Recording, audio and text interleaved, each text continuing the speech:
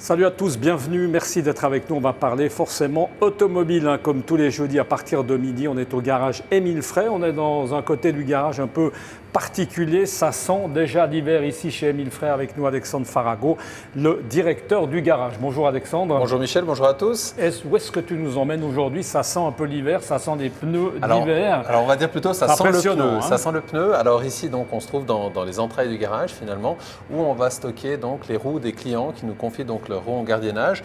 Alors pour la petite histoire, on a environ 12 000 roues de clients sur place, stockées sur place ici au 23 route des Elles Acacias. sont toutes là, par exemple. Alors elles sont toutes là, absolument. Donc alors ce qui est important pour nous, parce que c'est une grosse logistique, c'est déjà d'avoir de l'ordre, de la rigueur, pour évidemment pas perdre de roues, parce que tu peux bien imaginer avec 12 000 roues, 4 roues pour une voiture peuvent se perdre facilement si elles ne sont pas répertoriées, inventoriées correctement. Alors j'allais dire effectivement une chatte, il ne retrouverait pas forcément ses petits, c'est là où est toute la difficulté. Alors on le voit, c'est classifié. Comment est-ce qu'on les classe? Parce que là on voit évidemment des rangées qui sont numérotées, puis ensuite elles sont comme ça mises un peu au gré du vent. Pas du tout, donc on va appeler ça des locations. Donc dans un magasin on appelle ceci des locations. Alors évidemment on a un numéro d'étagère, puis ensuite après sur chaque rangée d'étagères on a encore d'autres numéros, et puis donc on va les classifier selon l'étagère, selon la rangée, et ensuite selon la hauteur aussi où se trouvent les roues, évidemment parce que le mécanicien ne doit pas perdre de temps pour prendre les roues.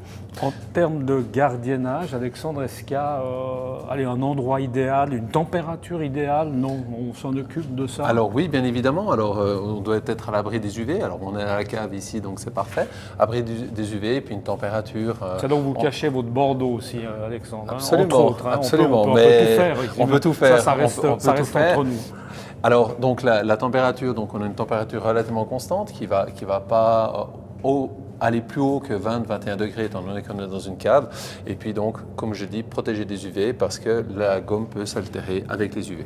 On a l'impression, mais c'est qu'une impression qu'il n'y a que des pneus d'hiver, mais il y a un peu des retardataires là. Alors l'avantage, c'est qu'ils n'auront pas besoin de refaire la manœuvre parce qu'il y en a qui roulent en pneus d'été toute l'année. Tout à fait. Alors on a la chance d'avoir un temps qui est magnifique jusqu'à présent, mais il ne faut juste pas oublier que la semaine prochaine, le temps va changer.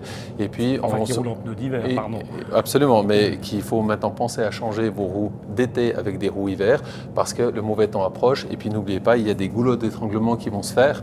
À un moment donné, on ne pourra pas tout absorber. Alors pour mieux s'organiser encore cette année, donc notre clientèle a une possibilité d'aller directement sur Internet, sur notre site Internet, et puis de contrôler déjà l'état de ses pneus, avec son numéro client, son nom numéro client, il peut contrôler l'état de ses pneus et de planifier le rendez-vous pour le remplacement des roues.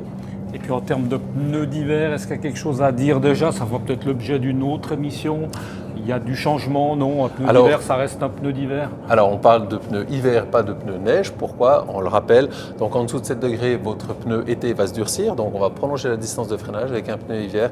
Il va rester souple. Attention de ne pas dépasser 5 ans avec votre pneu hiver pour des simples questions que la gomme va se durcir au fur et à mesure du temps et pour vous assurer l'efficacité.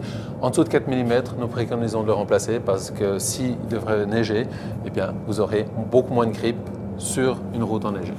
Impressionnant en tout cas, tous ces pneus. On saute un peu les saisons ici chez Émile Frey, mais c'est vrai que ça va venir en principe relativement vite, donc il faut gérer évidemment cette situation absolument. Donc, rapidement. Comme je l'ai dit, donc, nous invitons nos clients à prendre contact avec nous le plus rapidement avant d'avoir les goulots d'étranglement. Donc on propose toujours de les faire à partir de maintenant, de prendre rendez-vous et de les remplacer.